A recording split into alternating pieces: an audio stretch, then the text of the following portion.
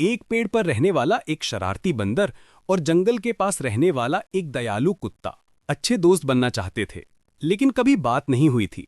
एक दिन बंदर पेड़ से फिसल कर गिर पड़ा और उसका हाथ चोटिल हो गया।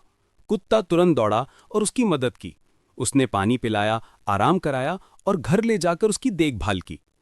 बंदर बहुत खुश हुआ और बोला, तुम सच्चे दोस्त हो। अगले दिन बंदर ने कुत्ते को पेड़ पर चढ़ना सिखाया और कुत्ते ने उसे दौड़ने के खेल सिखाए। धीरे धीरे दोनों की दोस्ती पूरे जंगल में मशहूर